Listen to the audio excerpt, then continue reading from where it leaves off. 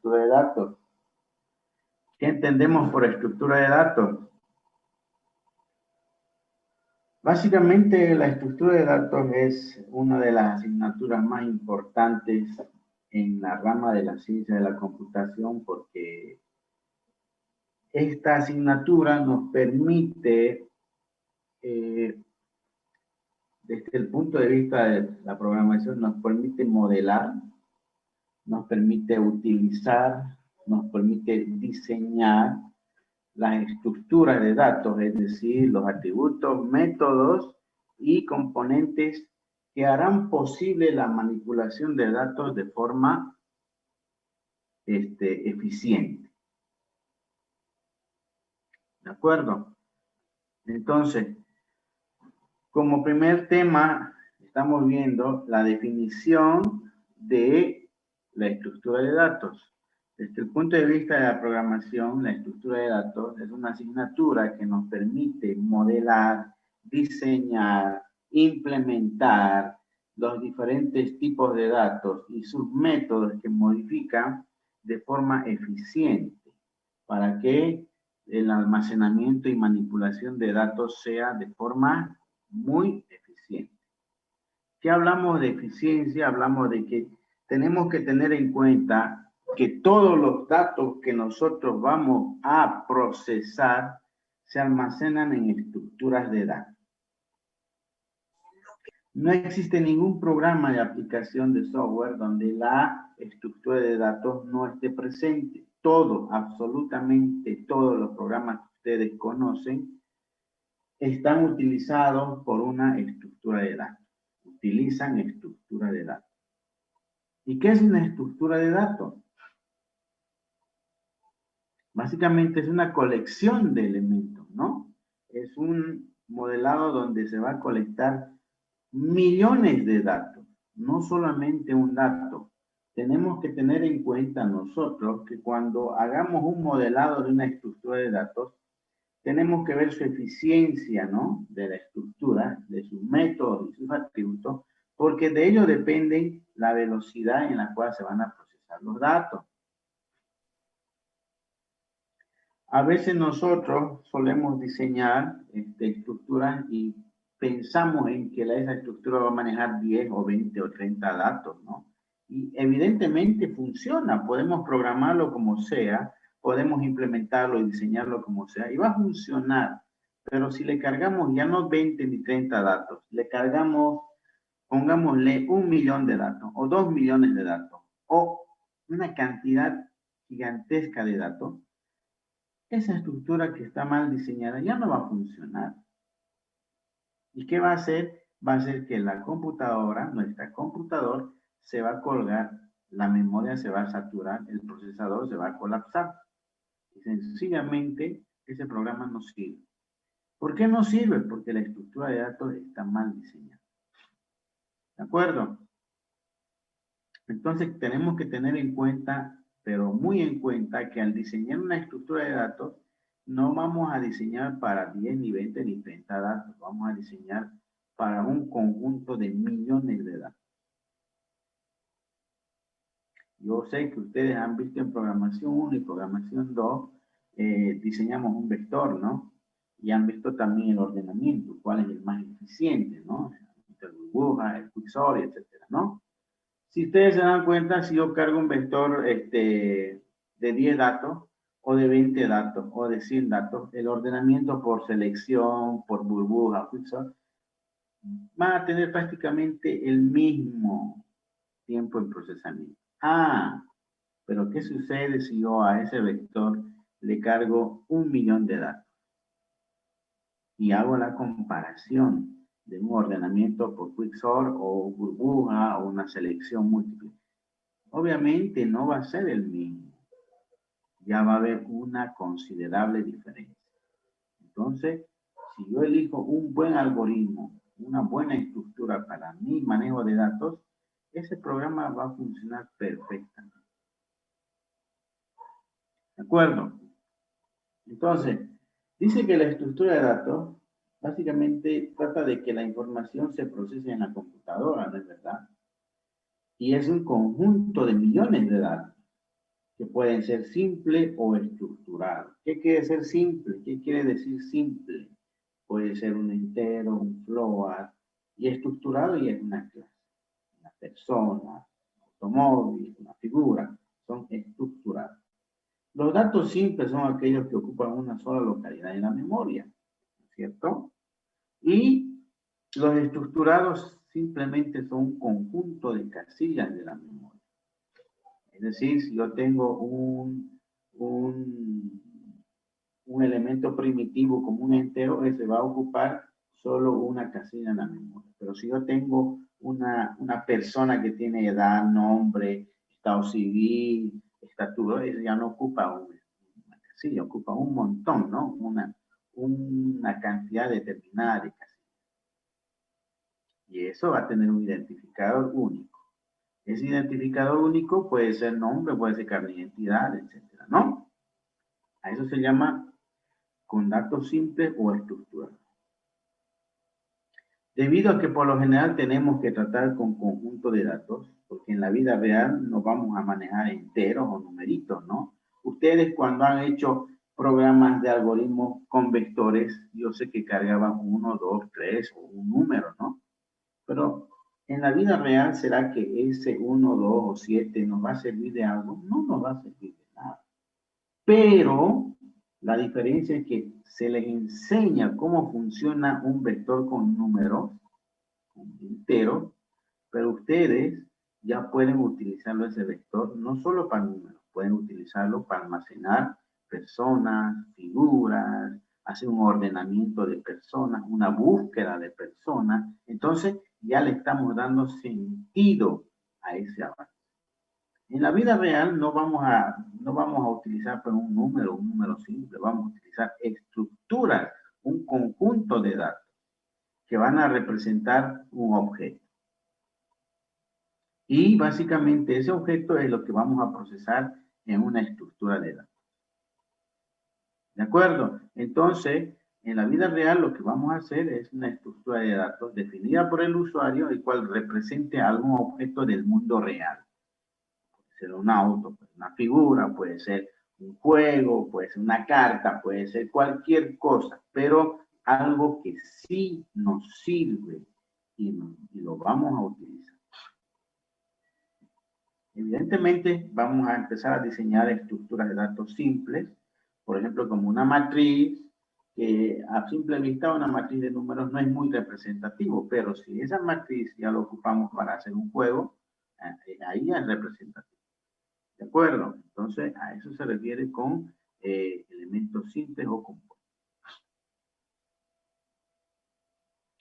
La estructura de datos es una colección de datos cuya organización se caracteriza por las funciones de acceso, es decir, los métodos que accesan a esos datos. Y esos datos se van a almacenar en elementos individuales. Una estructura de datos se caracteriza por los siguientes elementos. Puede descomponerse en los elementos que lo forman, es decir, puede dividirse en varios elementos. La manera en la que se colocan los elementos dentro de la estructura afectará la forma en que se realicen los accesos a cada elemento. Si nosotros organizamos una estructura, ¿de acuerdo? Entonces eso va a incidir en los accesos, ¿no es verdad? Va a ser un incidente, va a incidir en la forma como accesamos a la estructura. Además, la colocación de los elementos y la manera en la que se accede a ellos puede ser encapsulada. ¿Cómo encapsulamos los elementos? Mediante una clase. Y a eso nos ha brindado la herramienta de la programación orientada a objetos. El encapsulamiento básicamente nos permite proteger, ¿no es cierto?, de los entornos externos, la integridad de los datos que maneja la estructura. De tal manera que la estructura de datos que vamos a implementar lo vamos a hacer mediante clases. ¿Sí? Entonces estamos encapsulando los datos, que en este caso serían los atributos y métodos que manipulan esos atributos. En programación o dentro de la asignatura de programación, una estructura de datos básicamente es una forma de organizar un conjunto de datos. Es una forma de diseñar, organizar, si quieren llamarlo, o modelar un conjunto de datos. Y esos datos son elementales. ¿Qué es un dato elemental? Puede ser un entero puede ser la edad, o puede ser un sueldo, ¿no? O un string que puede ser el nombre. Esos datos los vamos a organizar con el objetivo de facilitar su manipulación de esos datos. Si nosotros diseñamos estructura de datos, no es porque nos gusta meter datos, tenemos que manipular los datos. ¿Y qué es la manipulación? Puede ser una inserción, puede ser una eliminación, puede ser una modificación, puede ser una búsqueda de los datos. Básicamente los elementos principales que maneja una estructura de datos son la inserción y la eliminación y la actualización. Son los elementos que mínimamente debe tener una estructura de datos. No puede haber una estructura de datos que se genere de la nada los datos. Tiene que haber una inserción. No puede haber una estructura de datos que no pueda eliminar un dato. Tiene que haber la eliminación. Y no puede haber una estructura de datos que no actualice, que no modifique un dato. Tiene que haber la modificación. Además, puede haber otros métodos más, pero que no son tan esenciales como los que lo hemos nombrado. Una estructura de datos, además, define la organización e interrelacionamiento de un conjunto de estructuras de datos que estos contienen a su vez operaciones que realizan sobre ellas. Y las operaciones básicas son, como les he dicho, la inserción o la alta o adición, la baja o la eliminación o el borrado del valor de la estructura, la búsqueda, ¿no? La búsqueda y la actualización. ¿Para qué se va a hacer la búsqueda? Para actualizar, pues, ¿no? Porque la alta y baja no es una búsqueda. Se puede adicionar en la última posición o se puede eliminar de la última posición, pero para la búsqueda, para la baja, se necesita una búsqueda y para la actualización también. Normalmente las estructuras de datos deberían estar ordenadas, pero no siempre. No siempre puede haber una estructura de datos que funcione mejor sin ser organizada, ¿no? No siempre deben estar organizadas, pero hay estructuras que sí es necesario que estén organizadas, es decir, ordenadas.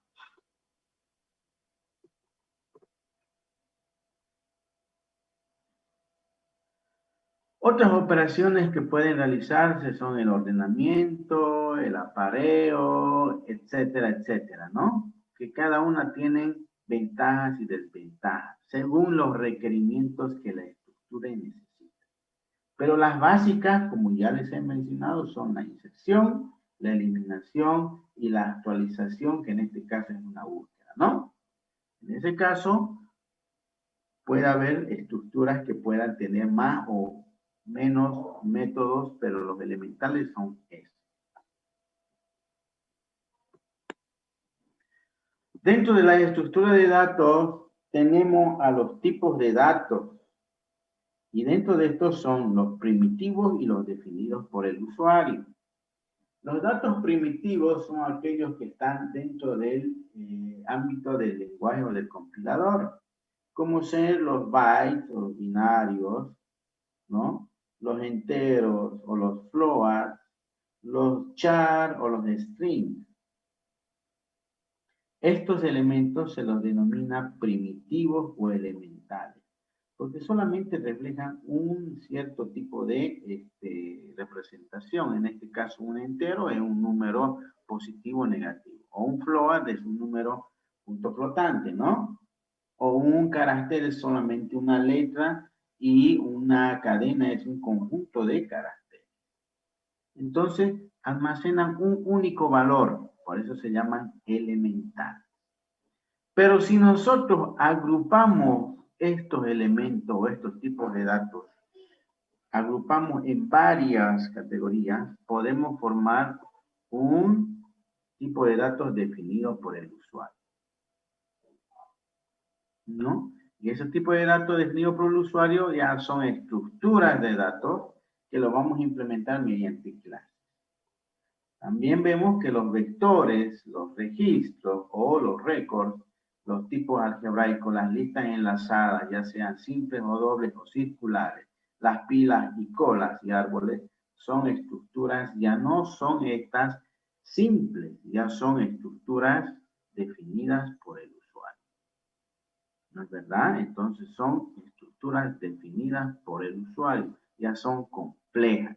Es decir, un vector tiene 2 o más atributos, o una lista.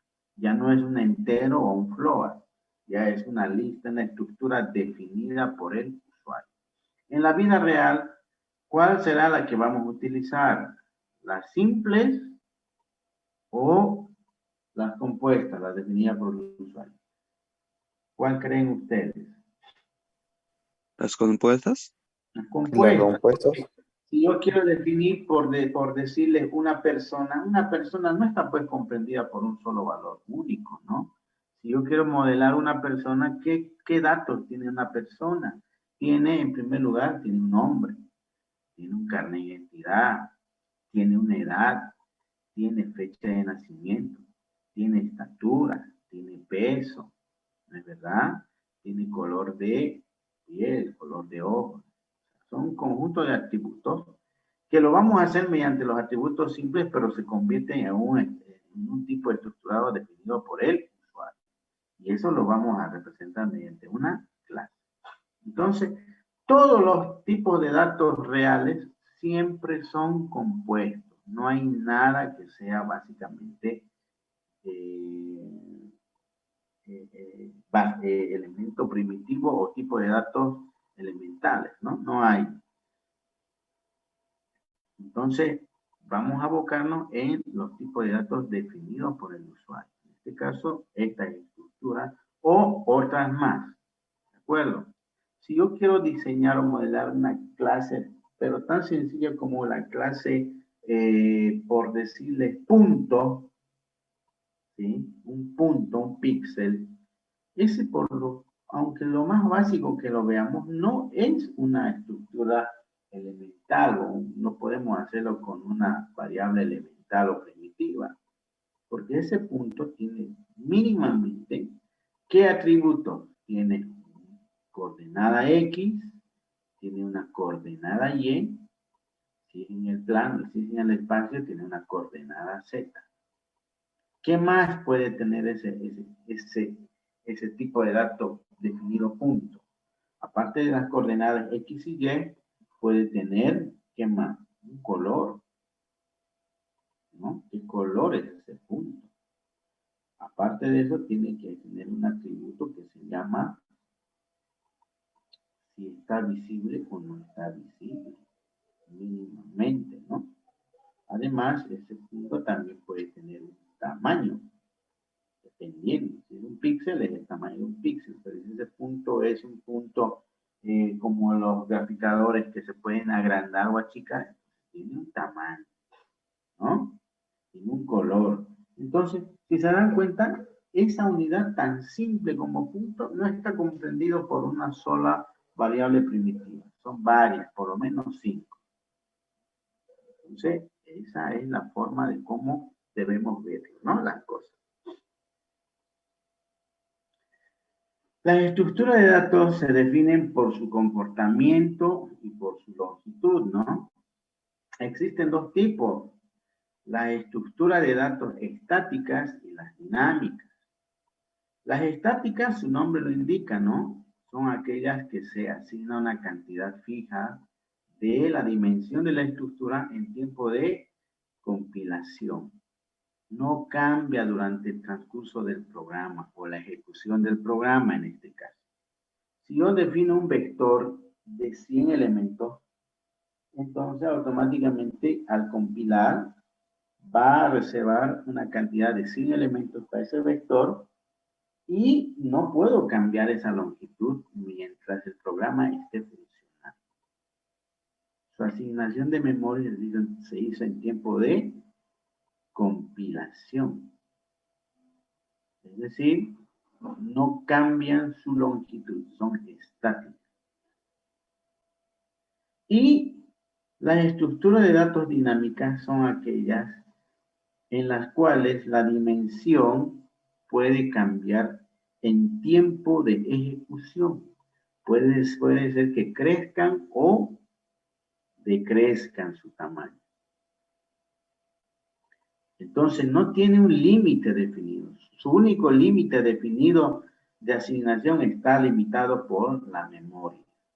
Si mientras la memoria tenga espacio para asignarle, podemos hacer crecer la estructura. Entonces, las dinámicas no tienen definido su longitud y se le puede cambiar en tiempo de ejecución. Entonces, ¿las dos estructuras se utilizan? Sí. Sería mentirle decirle que solo las dinámicas se utilizan, ¿no? No, las estáticas también. Pero eso va a depender de los requerimientos que el programa necesite. Es decir, si yo conozco la cantidad de datos o información que yo voy a utilizar, yo conozco y sé que no va a haber más de esa cantidad, obviamente voy a asignar o voy a definir mi variable como una estructura de datos estática.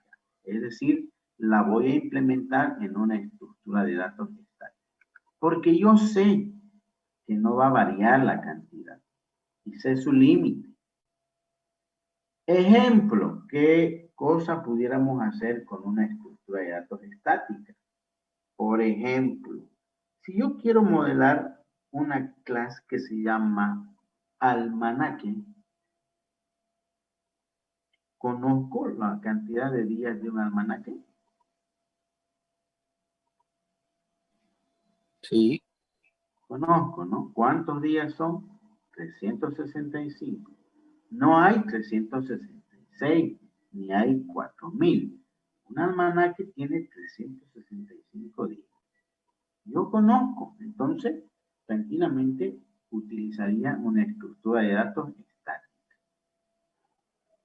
Porque yo sé que sí o sí van a ver los 365 días. Otro ejemplo. Si yo quiero definir un juego en el cual el juego tenga un mazo de cartas, ¿yo conozco el número de cartas que intervienen en el juego?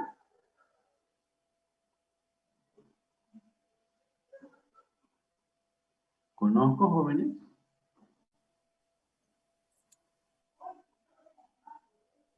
A ver. Sí. Sí, ¿no? Entonces yo automáticamente lo voy a hacer mediante una estructura de datos estática. Si yo quiero almacenar los jugadores de un juego de ajedrez, ¿conozco los jugadores de un juego de ajedrez? Sí. Conozco. Entonces, perfectamente lo puedo hacer en una estructura de datos estática. Pero, si yo quiero almacenar los movimientos de ese juego de ajedrez, ¿conozco cuántos movimientos voy a tener? No. No. No. Entonces, automáticamente ya no puedo hacerle una estructura de datos estática.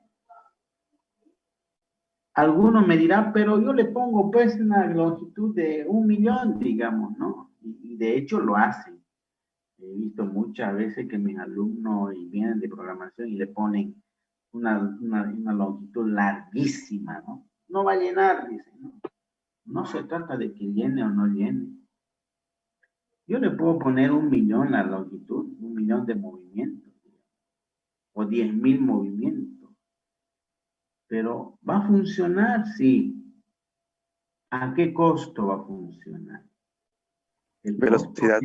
El costo es, pues, en programación o en estructura, el costo es, pues, preponderante, porque yo voy a utilizar una estructura de datos de 10.000 movimientos, un vector de 10.000 movimientos, y quizás yo utilice solamente 20 o 30, y lo demás está siendo sencillamente desperdiciado. Hay memoria y recursos que no están siendo utilizados. Y eso va a incidir en que el programa utilice mayor cantidad de memoria, sea menos eficiente y por lo tanto me va a fregar todo el sistema de la computadora. ¿No? Entonces no, de nada, no sirve. Mal. Pero si yo no conozco la cantidad de movimiento, sencillamente yo voy a asignarle a esa estructura de forma dinámica. Es decir, puede haber 1, 2, 3, 4, 10, 100 movimientos y eso se va a ir creciendo según los requerimientos de la estructura. Las dinámicas pueden crecer o decrecer en tiempo de ejecución. Entonces, ahí estoy optimizando automáticamente el proceso de manipulación y almacenamiento de los movimientos. A ver, si yo quiero crear una estructura de datos que me almacene el número de libros de una biblioteca, ¿yo sé cuántos libros va a haber en una biblioteca? No. No se sabe. No se sabe, porque pueden llegar más libros o puedo dar de baja a otro. O sea, no sé una cantidad exacta. Entonces necesito yo almacenar esa estructura de datos de forma dinámica. No conozco cuántos elementos voy a poder almacenar. No se sabe, ¿no? Entonces, esa es la forma de cómo ustedes tienen que analizar cuándo utilizar una estructura de datos estática y cuándo una dinámica. No es nomás ponerle estática y dinámica, no. ¿Tienen una de la otra tiene ventajas? Sí, tiene su ventaja. Y la ventaja de la estática sobre la dinámica, por ejemplo, es de que el acceso a la estática es más directo. Es más directo. ¿Por qué? Porque las estructuras de datos estáticas se hace la asignación de memoria en tiempo de compilación y los datos están contiguos, quiere decir uno al lado del otro. Más o menos es como esto. Es como si esto fuera la memoria y reservo memoria para esta cantidad. Entonces, el uno está al lado del otro. Yo puedo acceder de forma más directa a los datos, a las direcciones de memoria en la memoria, ¿no? El sistema operativo accede más directamente a las estructuras de datos estáticas porque son contiguas una del otro. Pero está limitado por una cantidad, ¿no? No puedo modificar esa cantidad. En cambio, la estructura de datos estática o dinámica, perdón, puedo modificar su tamaño, sí, pero su acceso, el acceso al primer elemento es más costoso, porque no están contiguos. Puede haber un elemento que esté acá, otro elemento que esté acá, están enlazados, sí, pero tiene un mayor costo que la estructura de datos estática en cuanto a su acceso al primer elemento, digo, ¿no? Entonces, es nomás su diferencia entre las dos. ¿Cuáles son más utilizadas? Me dirán, ¿no? La pregunta es bastante sencilla. En el mundo real, son pocas las cosas que están limitadas. La mayor parte de las cosas son ilimitadas. Por ejemplo, si hacemos un programa para los estudiantes de la Gaby, no sabemos cuánto va a haber, pero van a seguir habiendo. Si yo quiero registrar como el historial, por ejemplo, de la página web del Google, ¿no? Cada vez que entramos a una página se registra dónde hemos visitado. ¿Será que hay un límite de cuántas veces voy a entrar a una página web o a qué página web? No. Y sin embargo, esa tablita del historial que tenemos va creciendo, ¿no es verdad? No se sabe cuántos vamos a tener. Es ilimitado, ¿no? Entonces, la mayoría de las cosas que nosotros vemos y hacemos no tienen un número definido.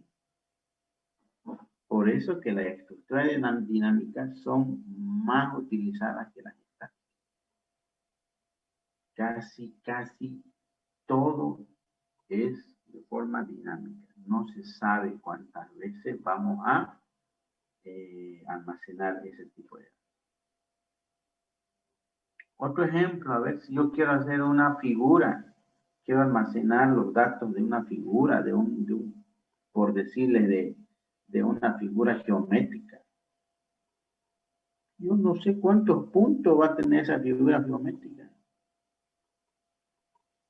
Entonces no puedo yo definir cuántos elementos puedo manipular. Teniendo eso en cuenta, vemos acá que los tipos de datos se dividen entre estáticos y dinámicos. Los estáticos, como ya hemos visto, son las estructuras primitivas o las simples, como son los enteros, las cadenas, ¿no? Y los tipos de datos estructurados. Los simples ya sabemos cuáles son. Los simples son enteros, booleanos, char, enumerados, su rango, etcétera, ¿no? Y los definidos por el usuario, los estructurados, son los vectores, registros, archivos, etcétera. Dentro de la estructura de datos estáticos. Y dentro de las dinámicas, básicamente son las estructuras de datos basadas en punteros. ¿Y cuáles son esas estructuras de datos basadas en punteros? Son las listas, los árboles, los grafos, etc. Todos son basados en punteros. De tal forma que nosotros vamos a utilizar estas dos representaciones. Vamos a hacer implementación tanto de estructuras de datos estáticas como también dinámicas. El primer parcial nos vamos a abocar a las estáticas hasta llegar a matrices esparcidas, y el segundo nos vamos a abocar a las dinámicas, que son listas, filas y colas, que también puede ser implementada en estructuras de datos estáticas, pero su utilización va a depender del enfoque que le vamos a dar a su uso, ¿no es verdad? ¿Para qué va a servir si utiliza estática o dinámica?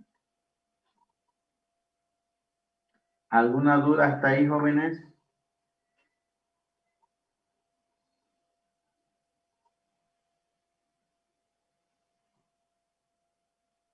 ¿Alguna duda de la clasificación de las estructuras de datos? Ya, procedimientos, ingeniero, disculpe, ¿a qué se refiere? A los métodos. Los métodos. Ustedes saben que los métodos también ocupan espacio, ¿no? Ah, ya. Los métodos ocupan un espacio en la memoria y son estáticos, ¿no?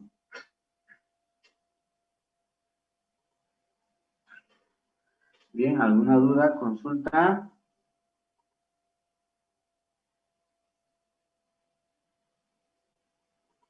Muy bien, entonces vamos a ir al siguiente tema.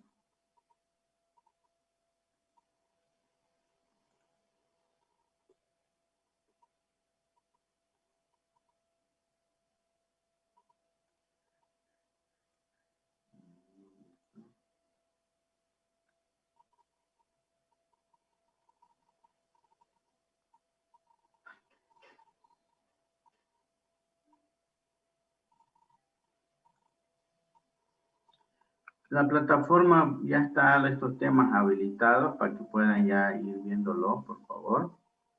Y lo pueden ya visitar. Sí, ya está bien la plataforma. Creo que estaba mal, pero ya está bien. Bien, entonces compartimos otra vez más el tema importantísimo. Estamos haciendo un preámbulo al avance de la materia, porque necesitamos ver el tema de diseño orientado a objetos. En este caso, la programación orientada a objetos, ¿no? Cuando hablamos de la programación o diseño orientado a objetos, básicamente es una evolución de la programación estructurada, ¿no? ¿Y qué era la programación estructurada?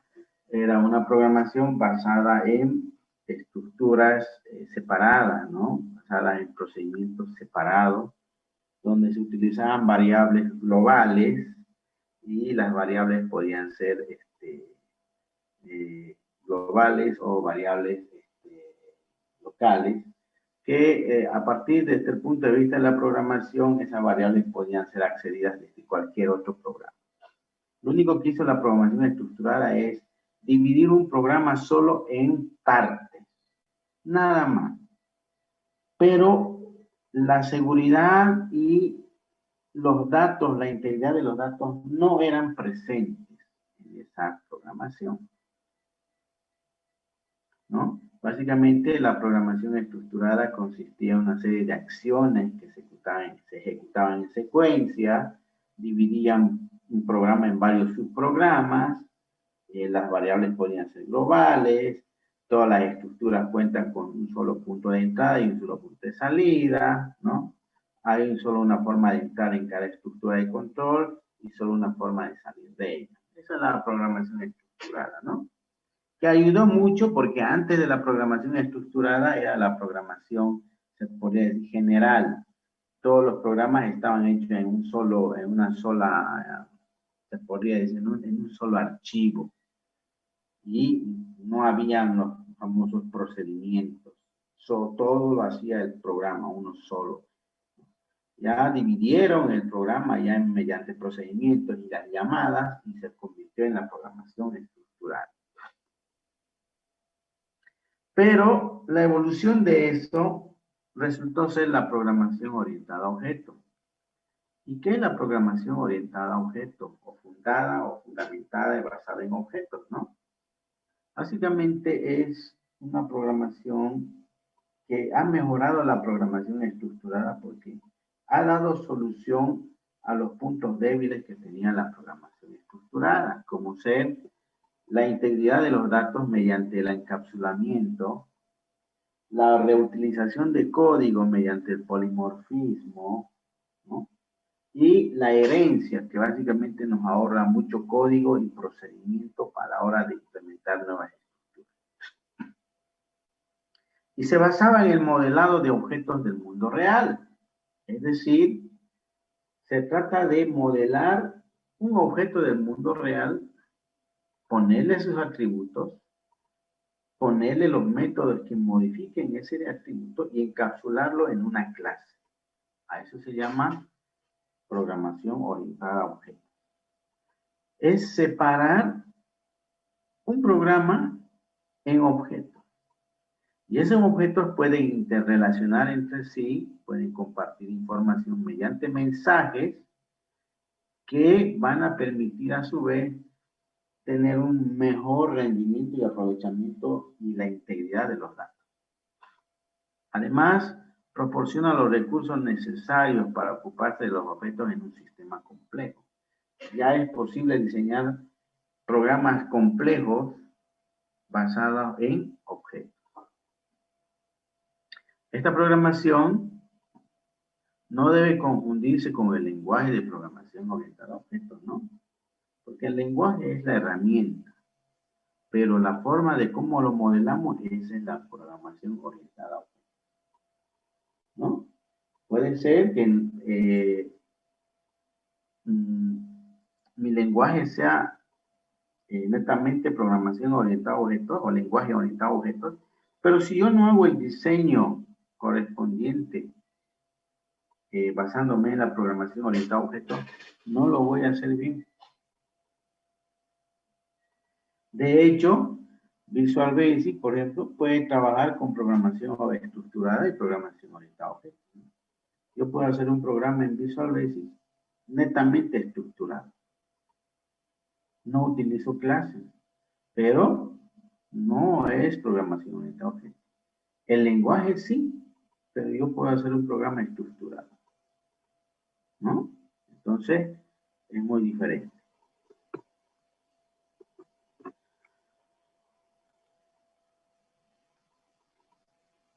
Un ejemplo, dice, el problema es que una persona necesita ver televisión. ¿Y cuál es la solución? Dice, existen 3 elementos agentes que pueden abstraer el problema. Abstraer significa olvidarse de los detalles. Entonces, ¿qué hace? Dice, el elemento persona, ¿sí? ¿Cuál es su descripción? Tiene sus propios atributos. ¿sí? Color de piel, altura, género, color de ojos, todos sus datos de la persona. ¿Sí? Puede hablar, puede escuchar, puede hacer algunas cosas más, ¿no? Estos ya son métodos. ¿De acuerdo? Si se dan cuenta, aquí está definiendo los atributos y el comportamiento son los métodos. ¿Qué es lo que hace esa persona? Ya nos estamos abstrayendo de esa persona, de ese objeto que lo hemos llamado persona. Ahora, ¿qué más interviene? Dice, una persona necesita ver televisión. Ahí está hablando de una persona, ya lo hemos modelado a la persona. Ver televisión. Tiene que haber un atributo o un objeto también, televisión. Ese objeto está acá. ¿Qué atributos tiene? Tiene color, el tipo de televisor, las pulgadas que este tiene, la marca, los parlantes, etcétera, etcétera, etcétera, ¿no? ¿Sí? Puede ser HD, 4K, plasma, etcétera, LED, lo que sea. ¿Cuál es su comportamiento? Es básicamente el de codificar una señal, puede encender, puede apagar, puede cambiar canal, puede aumentar volumen, puede disminuir volumen, etcétera, etcétera. Eso sería su método. Ahora, la relación entre estos dos elementos, entre persona y un televisor, básicamente va a ser el control, va a ser el que va a interrelacionar entre ellas. ¿De acuerdo? Porque se estamos modelando una persona que ve televisión. Entonces la persona no puede estar separada de la televisión. Tiene que haber algo de información entre los dos, que uno haga que el otro funcione, ¿no? Y ese algo es el control remoto. Ese control remoto, ¿qué características tiene? Tiene tamaño, tiene un color, el tipo de batería, etcétera, ¿no? Pero ¿cuál es su comportamiento? Enviar una señal, codificar una señal, o recibir la señal, cambiar de canal, aumentar de canal, volumen, etcétera, ¿no? Entonces, esa es la interrelación entre el objeto persona y el objeto televisor, ¿no? Entonces, entre estos tres, vamos a formar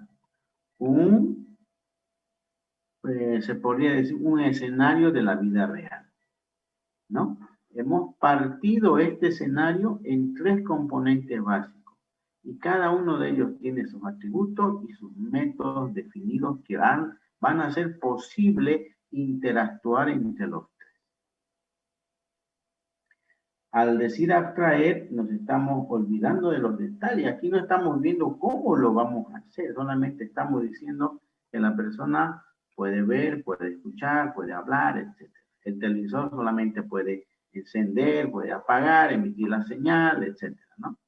Y el control puede encender, mandar señal, recibir señal, aumentar volumen, aumentar canal, etc. Entonces, no estamos viendo los detalles, simplemente estamos abocándonos a la parte más superficial, a eso se llama abstraer.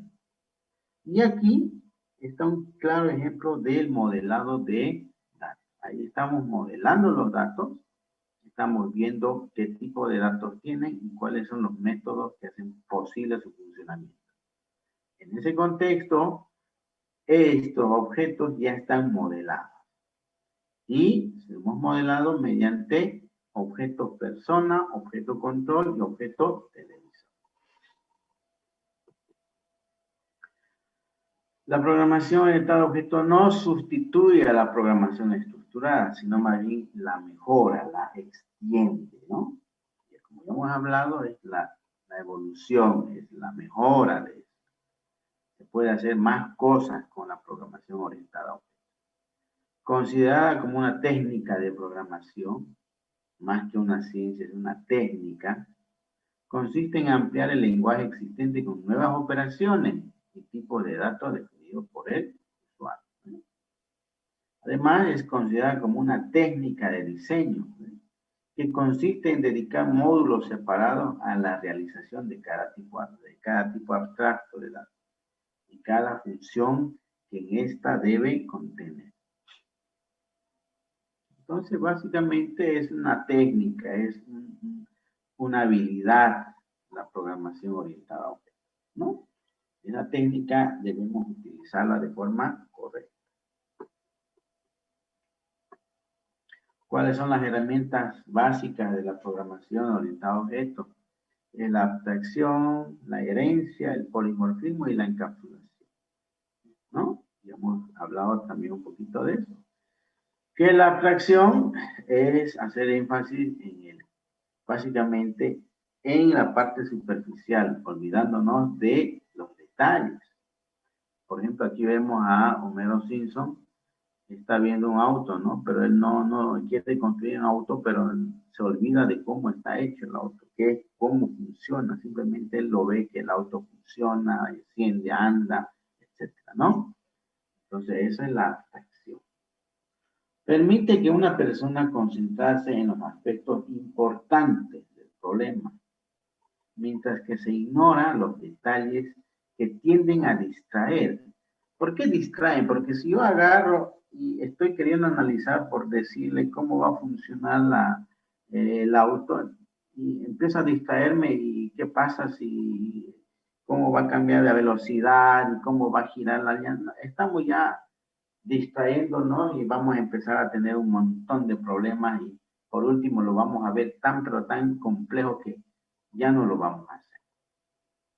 La idea es verlo desde el punto de vista bien superficial, qué queremos que funcione, cómo queremos que haga, ignorando los detalles para que después en la implementación lo hagamos los detalles. Pero, ¿cuál es lo más esencial?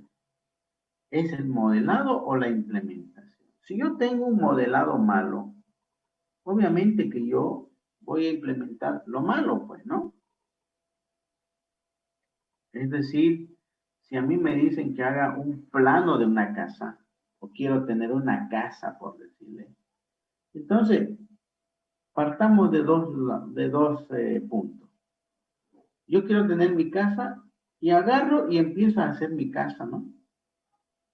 Y empiezo a poner los cimientos, empiezo a decir, aquí va a ser el cuarto, aquí va a ser el baño, y ya. Y resulta que cuando yo haga ya el segundo piso, ya no he dejado los canales, los conductos para que baje el agua del techo o de los baños. Entonces, ya estoy improvisando. Y empiezo a darle solución parche a ese problema. Y resulta que cuando yo termine ese proyecto, si bien va a funcionar, pero no va a estar bien hecho, porque va a tener goteras, voy a tener problemas con los tubos, los conductos de energía, no va a ser una casa bien distribuida, la cocina está colindante con el baño y así, un montón de cosas. Problemas. ¿Qué sucede? Que ha agarrado y me he dedicado más al tema constructivo y no al modelado, al diseño. ¿Qué es lo que debo de hacer? Agarrar, diseñar primero esa casa, cómo va a ser, dónde van a estar ubicados los dormitorios, cómo va a estar el baño, a dónde va a ir el baño, la ventana, cómo va a bajar, ¿no? Quiero que tenga esta parte de techo plano, etcétera, ¿no? O sea, le estoy dando una especie de modelado, cómo quiero que sea. Y después, cuando ya tenga todos los planos, todos los requisitos, todo de como yo quiero, pues sí voy a agarrar y lo voy a construir, lo voy a implementar. Ahí ya voy a ver los detalles, ahí ya voy a ver problemas que no había tomado en cuenta en la parte del modelado, pero el resultado va a ser, voy a hallar la forma como sea de darle solución, para eso se llama el ingenio, pero el resultado va a ser el que yo he soñado. Entonces, esa es la idea de la abstracción. Olvidarnos de lo innecesario y abocarnos más que todo en lo más importante. El encapsulamiento, básicamente, como ya les había dicho, preserva la integridad de los datos. Que los atributos de una clase o de un objeto no puedan ser modificados más que por sus propios métodos, ¿no? No pueden ser accedidos desde otro programa, solamente por sus métodos. Entonces, me está protegiendo la integridad de los datos de ese tipo de objeto. La esencia fundamental del encapsulamiento dice recae que cuando un objeto trae consigo su funcionalidad, es decir, su método, esta última se debe ocultar. La utilidad se ve en la reducción de la complejidad y esto es debido a que las clases se comportan como cajas negras, donde solo se conoce el comportamiento, no los detalles. Lo que yo les había dicho, ¿no? O sea, no, yo no puedo ver los detalles, los atributos. Lo único que veo es los métodos.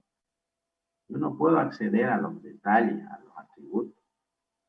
De tal manera que si yo tengo un objeto persona, ¿sí? Y los atributos, por decirle un objeto que se llama figura o punto, yo no voy a acceder al punto, voy a acceder a un método que se llama mover punto, o poner punto, o mostrar punto, o obtener coordenada. Entonces yo no voy a acceder a la coordenada, voy a acceder al método, y el método ya será el que acceda a ese atributo. Entonces básicamente el encapsulamiento lo que hace es proteger a la clase o al objeto que se está representando. En la orientación a objeto, el encapsulamiento ayuda a mantener juntos los elementos de datos, así como sus funciones y procedimientos que operan sobre ellos. En otros paradigmas como el procedimental, o programación basada en procedimientos, el cual un programa es estructurado en base a sus funciones, ¿ves? Los datos de operaciones se mantienen separados. En este caso no, pues no. Al definir la clase, damos inicio a los atributos y a los métodos. Y terminamos con la clase en la última línea de código. Quiere decir que esa clase está compuesta de atributos y métodos, ¿no? En cambio, en la programación estructurada, ustedes saben que no hay la clase, simplemente yo defino una variable y puede haber un procedimiento aquí, uno más abajo, y la variable se convierte en una variable global, en una variable que puede ser accedida de todos lados. Entonces, eso es básicamente uno de los principales desventajas de la programación estructurada en contra de la programación orientada a objetos. El polimorfismo, sabemos que es polimorfismo, poli, muchos, por morfismo, formas, ¿no? Y esto significa que la programación orientada a objetos da la posibilidad de que una operación exhiba diferentes comportamientos. Las operaciones pueden tener el mismo nombre, pero de diferente comportamiento. De hecho, ya hay algunos lenguajes de programación que utilizan el polimorfismo mucho, ¿no? Que una misma operación pueda tener un diferente comportamiento. El comportamiento depende de los tipos de datos usados en diferentes operaciones y la correspondiente entre la llamada actual y la implementación de la funcionalidad dependerá de los argumentos basados con la llamada. El polimorfismo significa múltiple funcionalidad. Básicamente es una de las herramientas poderosísimas que nos brinda la programación orientada. Es decir, yo puedo tener un método que se llama buscar datos y haga una cosa, ¿sí? Y también puedo tener en otra clase el método buscar datos y las dos interactúan entre ellas. Pero la llamada va a ser la misma, solamente que va a depender del tipo de objeto que está llamando. Entonces, se va a adecuar al método al cual está siendo llamada. Eso va a depender de la variable, pues, ¿no? Si yo tengo una variable que se llama, o una clase que se llama punto, y en la clase te digo, o tengo el método que se llama mostrar, ¿de acuerdo? o mover, en este caso, mover. Entonces, ese mover corresponde a la clase punto. Y si yo tengo una clase llamada figura, que hereda de la clase punto, que está compuesta por 2 puntos, y también en la clase figura tengo el método mover. Cuando yo diga mover, va a depender mucho del tipo de objeto que está llamando a ese método mover. Si es un punto, va a ejecutar el mover de la clase punto. Y si es una figura, va a ejecutar el método de la clase figura. Entonces pueden tener el mismo nombre. En la programación estructurada, ustedes saben que no es posible. Tenemos que cambiar. No puede haber 2 métodos con el mismo nombre, ¿no? Aunque sea, tenemos que cambiarle 1 o 2, pero no puede haber el mismo método en un programa con el mismo nombre. Y por último, la herencia.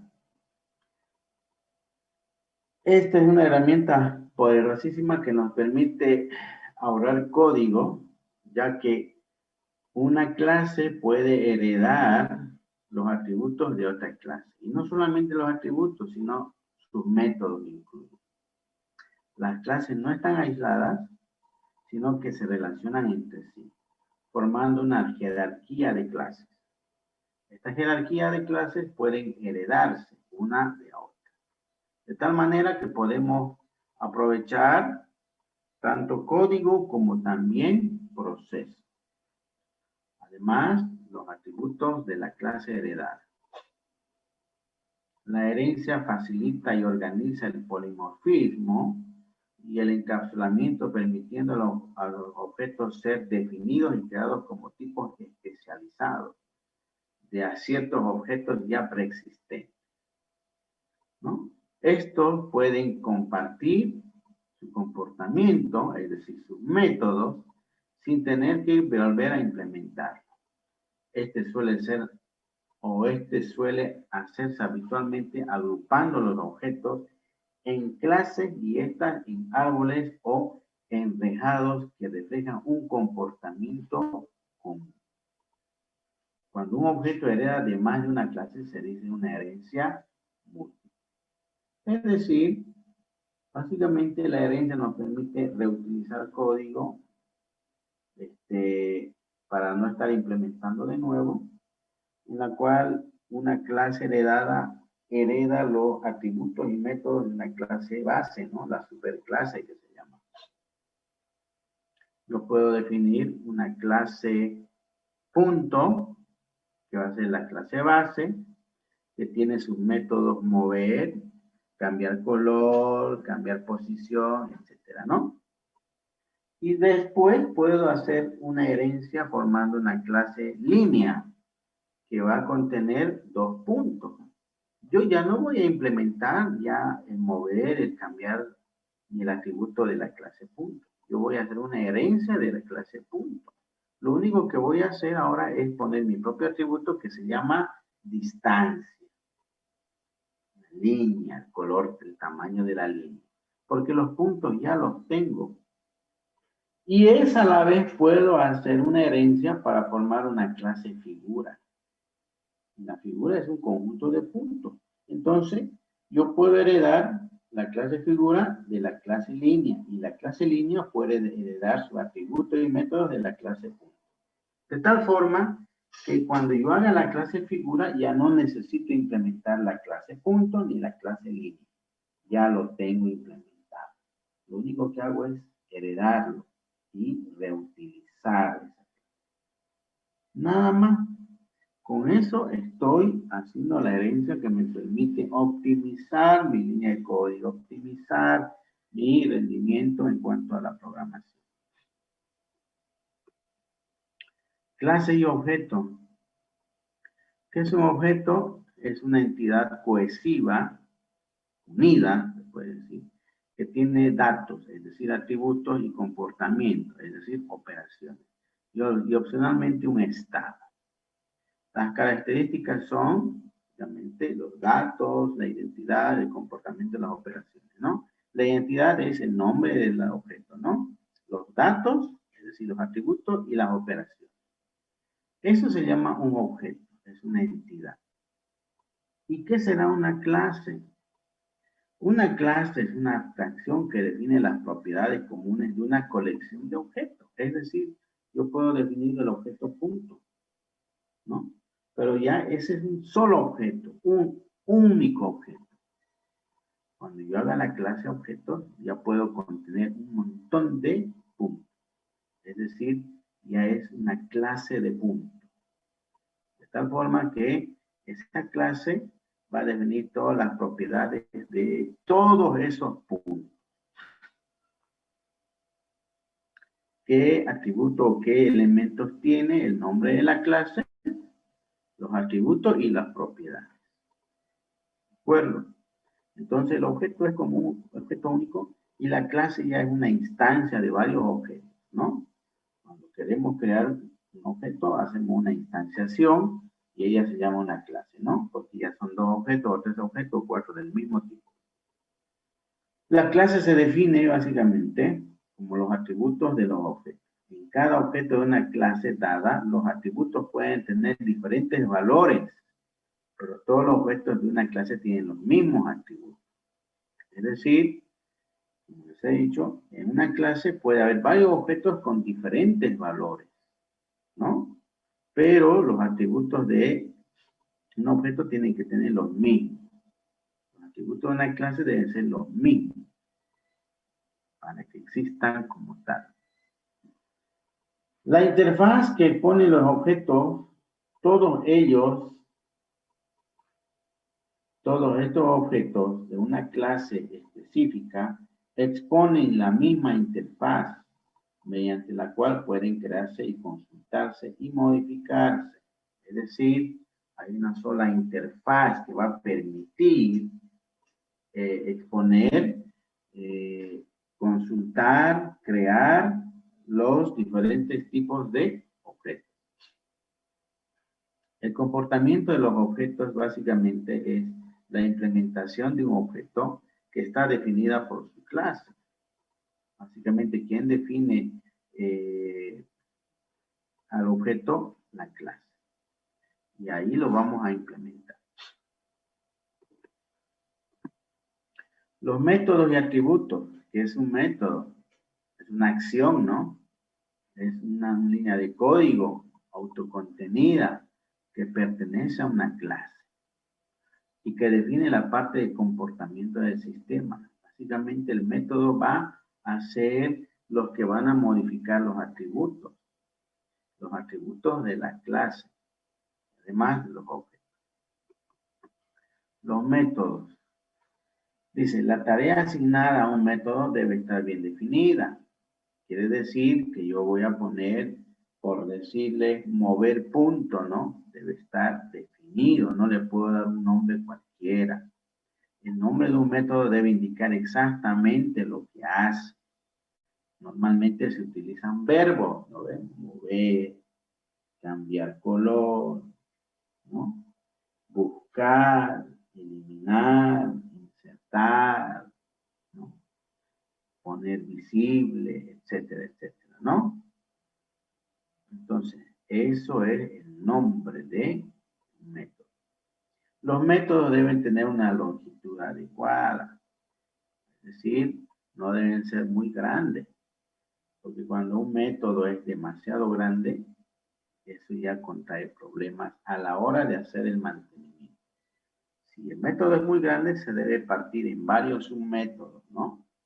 En la cual puede hacer un poquito más modular la solución. Los métodos demasiado extensos hacen difícil su comprensión y depuración, como ya les había dicho, ¿no? A la hora de hacer el mantenimiento o a la hora de hacer una depuración, si hay un error, si el método es demasiado largo, va a ser imposible poder determinar dónde está el problema. Mientras más pequeños sean los métodos, más fácil va a ser su depuración y su mantenimiento. La sintaxis de los métodos, normalmente, dependiendo del tipo de programación o del lenguaje de programación, esto viene por un identificador del método, que es el verbo, que es lo que hace, el nombre del verbo. el tipo de datos que va a devolver y los modificados. Puede ser un público o puede ser un privado, ¿no? Entonces, público o privado, el tipo de datos que va a devolver, puede ser que no, puede ser que sea un procedimiento, el nombre del método o el identificador, y dentro de ellos van a ver los argumentos o las variables que están entrando para poder ejecutar ese método. Dentro de ellos vamos a crear el cuerpo del método o los procesos que van a hacer posible la transformación de los datos. Ejemplo, un método público va a devolver un tipo booleano y el método se llama verificar datos. Y va a verificar mediante un identificador que es de tipo string y una contraseña que es de tipo string. Y este va a devolver si es o no correcto ese password y contraseña. Tipo devuelto por un método. ¿Qué tipos devuelve los métodos? Ya hemos visto, puede ser un primitivo, como un booleano, un entero, un float. Puede devolver un nada, un procedimiento, un void, que sería un equivalente a un procedimiento, o puede devolver una clase completa. Entonces puede devolver tipos de datos simples, o nada, un procedimiento, o una clase completa. Esos son los tipos de devuelto por un método. En este caso en Java, ¿no? Y la lista de los parámetros. La lista de los parámetros son argumentos, ¿no? Las variables que están entrando para que pueda ser ejecutada ese método. La lista puede ser vacía, que no necesite parámetros, ¿no? Pero sí es necesario los paréntesis, por más que no haya. Además, es obligatorio indicar el tipo de cada parámetro. Si hay parámetros, debo identificar qué tipo es, un entero o un float, ¿no? Sabemos. Además, los argumentos de entrada deben coincidir en número y tipo, ¿no? En el orden, más que todo. Si entra un entero y un char, entonces mi llamada también tiene que ser un entero y un char. Debe coincidir en el número y también en el tipo, para poder hacer que el programa funcione bien. Muchos de los programas, a veces de los problemas que hay en la depuración es esto. Hay métodos que entran dos enteros, pero en la llamada sencillamente meten dos enteros, pero cruzados, ¿no? Y a veces ahí está el detalle. A veces no se dan cuenta, el algoritmo está muy bien, pero la llamada está mal. Como los dos son enteros, el compilador lo recibe perfectamente, pero están entrando datos cruzados, no corresponden al orden en el cual debería llamarse. Y bien, entonces ese ha sido el tema de hoy día. El siguiente tema que vamos a ver ya es básicamente el modelado basado en capas y tipo de data abstracto. ¿Alguna duda hasta ahí, jóvenes?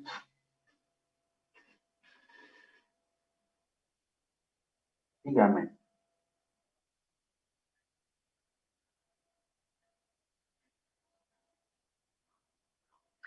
Orientados esto es. Sobrecarga de operadores y orientados esto.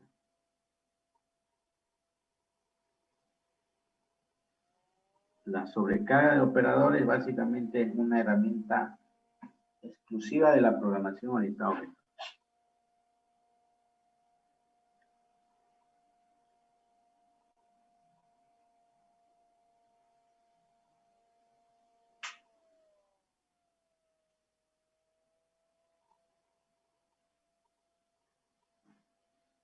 ¿Alguna duda más, jóvenes?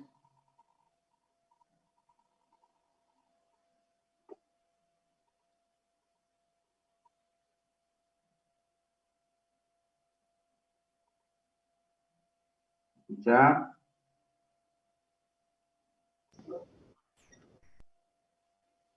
¿Cómo?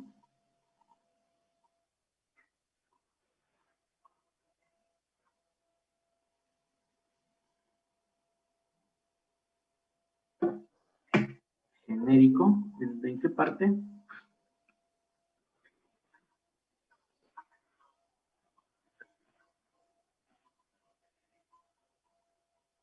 ¿En cuál diapositiva? Genérico. Ah, lista genérica, tal vez. Genérico básicamente es cuando un programa funciona a cualquier tipo de objeto. Eso es genérico.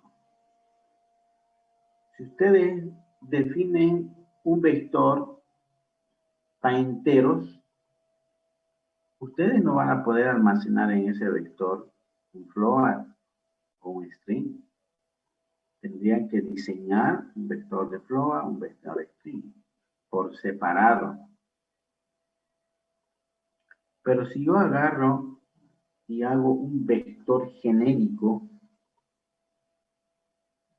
ese vector va a tener la capacidad de recibir cualquier tipo de dato, ya sea un char, un string, un float, un entero o un tipo definido por el usuario. Por eso es fundamental que aprendamos a realizar estructura de datos genéricos, siempre y cuando así lo amerite el programa, ¿no? Entonces, ¿qué hacemos con eso? Estamos haciendo que una estructura sea capaz de soportar cualquier tipo de información. ¿De acuerdo? Y eso es lo que vamos a hacer con las listas, porque en las listas no vamos a implementar una lista para un tipo de datos, después otra lista para otro tipo de datos. Es imposible, no es rentable. Lo que se hace normalmente es hacer una lista genérica y ahí almacenamos cualquier tipo de información. Los lenguajes de programación, como Java, C++, utilizan el elemento genérico. En este caso es la clase base. ¿Y cuál es la clase base de todas las clases que vamos a ver, que son clases derivadas? Son básicamente la clase fundamental en la cual el mismo programa está implementado. Y esa clase se llama la clase Object. ¿Qué significa eso? Que hay una clase genérica en C++, por decirle, o en Java, que se llama la clase Object. En base a esa clase, todas las demás clases, los tipos de datos, variables, procedimientos y las demás clases definidas por el usuario o las clases que maneja el propio lenguaje o el compilador, están basadas en la clase Object. Es decir, todas las demás clases utilizan la clase Object. Y la clase que el usuario como nosotros utilizamos y diseñamos, la clase persona, todas son heredadas de la clase Object. En ese contexto, podemos hacer un vector, por decirle, de tipo Object, si nosotros tan solamente ponemos, ya no ponemos un B, corchete y entero o int o integer, como ustedes quieran llamarlo en Delphi o en C++. En vez de poner ese integer o int, ponemos object. Estamos diciendo que ese vector puede almacenar cualquier cosa, porque la clase base de todas las clases habidas y por haber van a heredarse de la clase object. Entonces, ahí estamos haciendo lo que se llama una estructura genérica. Estamos utilizando la herencia que nos da la programación orientada a objetos. Sencillamente, al decirle object a nuestro vector, como la object es la superclase, la clase base, de la cual heredan todas las clases que están en el compilador y que son definidas por el usuario, automáticamente ese vector puede almacenar lo que sea. ¿Se entiende, jóvenes?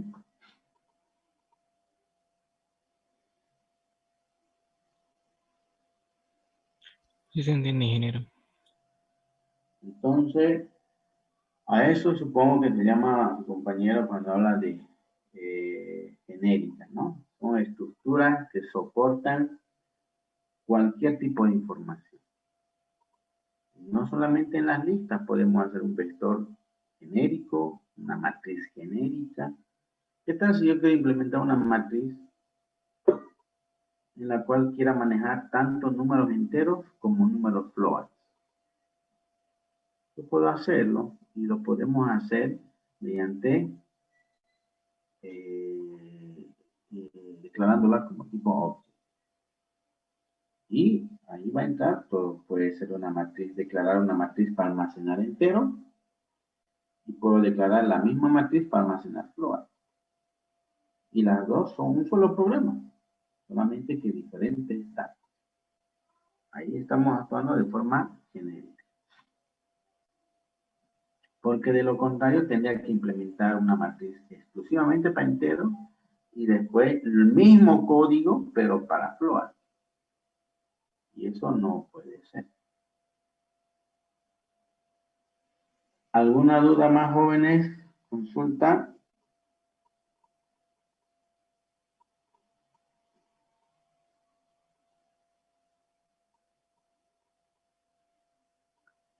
¿Dudas? Consulta.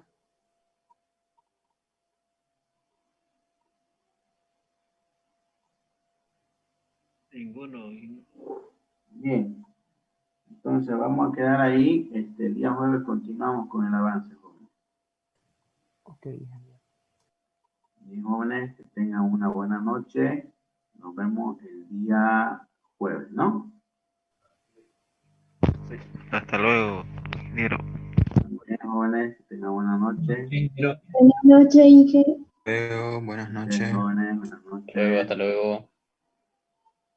Buenas noches, Inge. Hasta el jueves. Hasta jueves, jóvenes.